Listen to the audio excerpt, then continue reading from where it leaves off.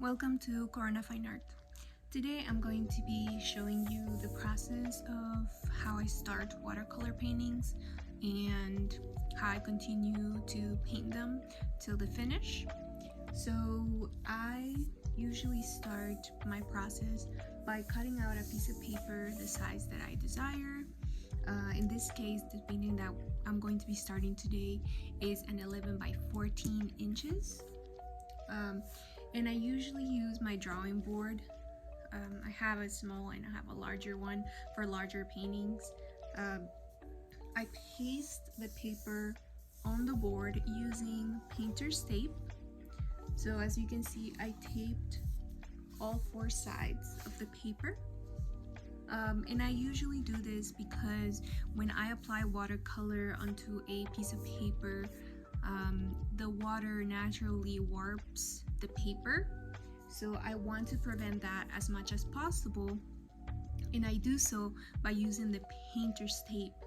It helps hold down the paper very well when I apply the water on it, and it's easier to get rid of a few wrinkles and warping than having a paper that's completely wavy and warped at the end.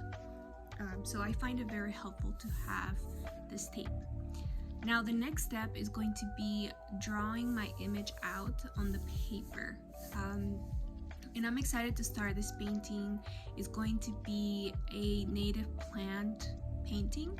So it's going to be an mountain scene with a beautiful flower called bee balm. And in my past trips to the mountains, I have seen a lot of bee balm blooming in the summertime, and there was one time specifically when I observed a lot of hummingbirds feeding from the nectar of the bee balm plants. There were a lot of red bee balm flowers.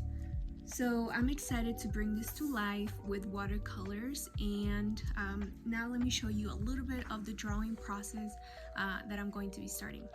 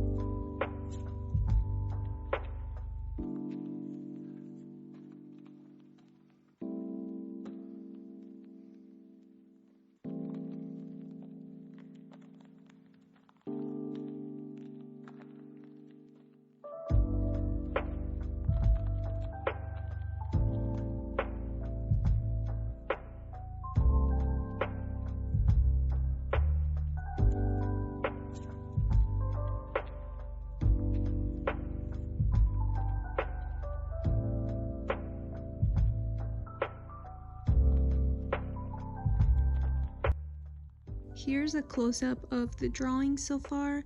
As you can see, I don't include a lot of detail on there. I mainly just draw the overall shape to help me, to guide me when I start applying the watercolor. So I'm going to be building this field of flowers all in front of the mountains and then adding some hummingbirds.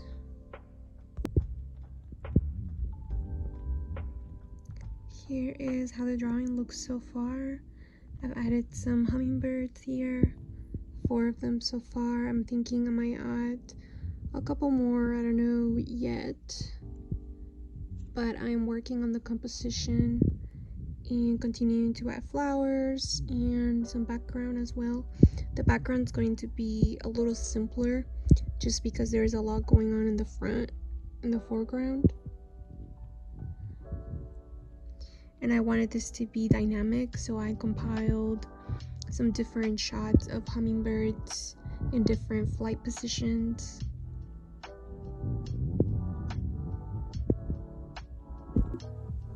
So here's my finished drawing, and I'm going to be starting to lay down some watercolor. So here's my palette,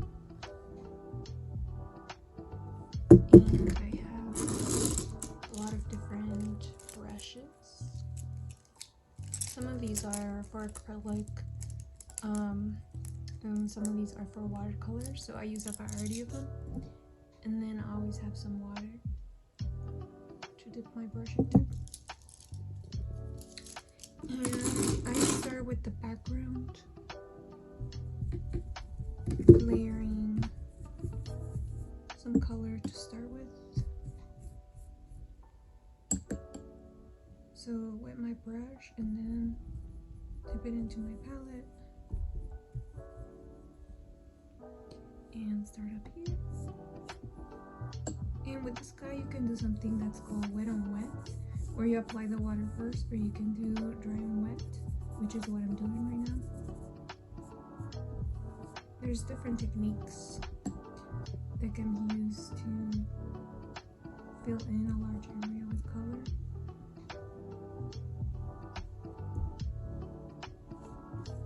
And right now I want the color to be just very light. So I usually start off. I create different coats of paint to darken the areas that I need to.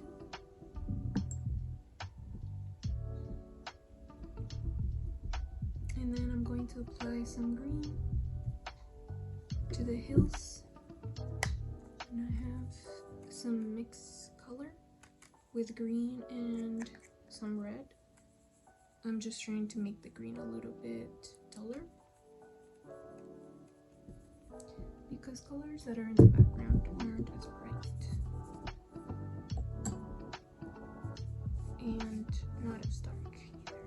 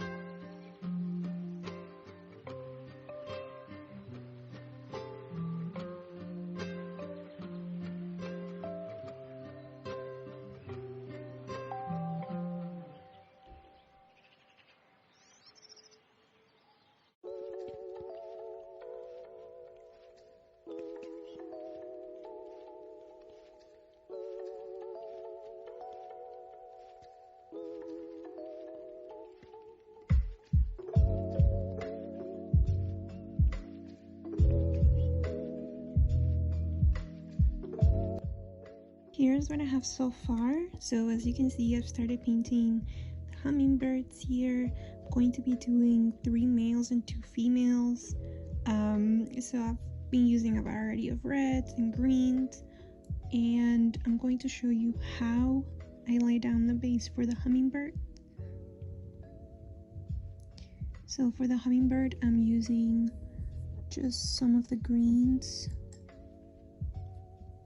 different kinds of greens.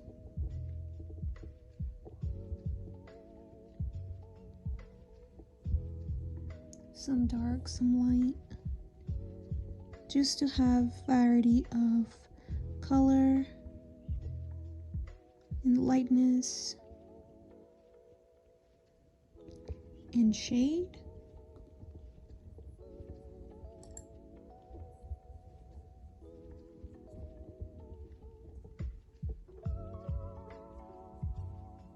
And as I move forward with this painting, I'm going to be using some iridescent watercolors and wash that I have. But first, I'm laying down the foundation with a regular watercolor.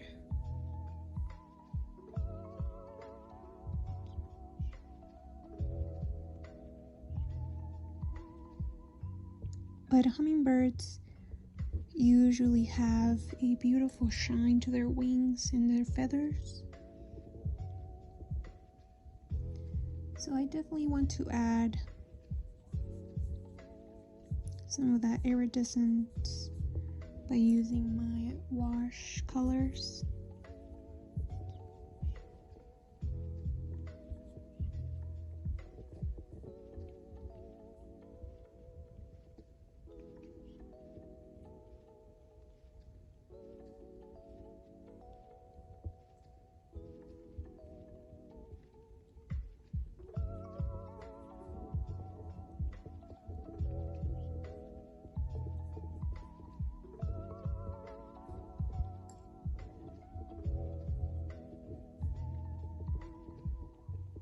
And I'm using a round small brush.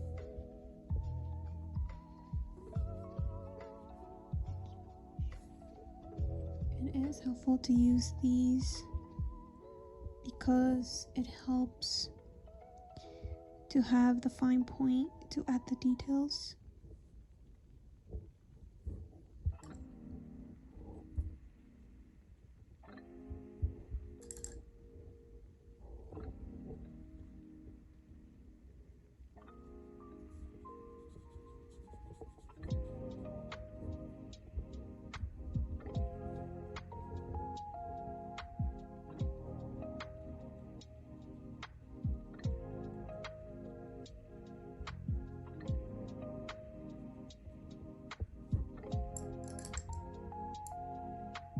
And I'm still adding definition and more darker shades to these other hummingbirds.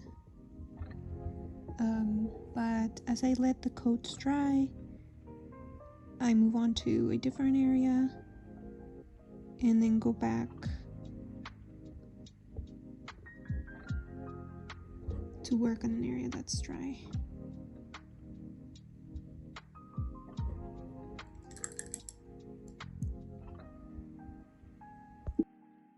So I have a few iridescent colors here that I'm going to be trying on this painting. These are wash, so I want to try them on the hummingbird feathers.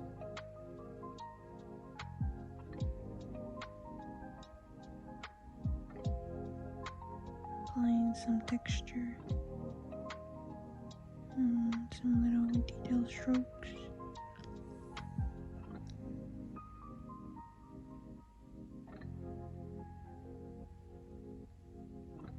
To resemble the small feathers of the body.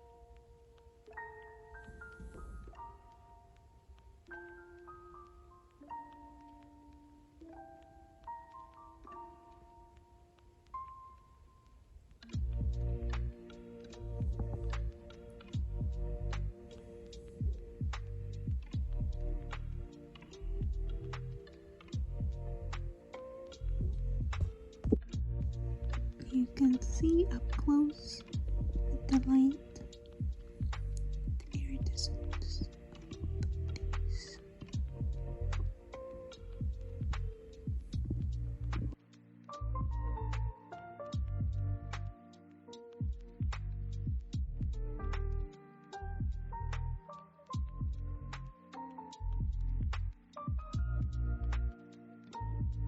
Here is a look at my progress for today.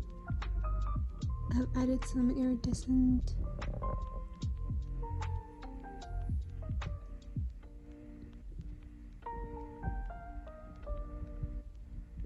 so I'm still adding some dark, some texture here and there, and I still have to work on the background.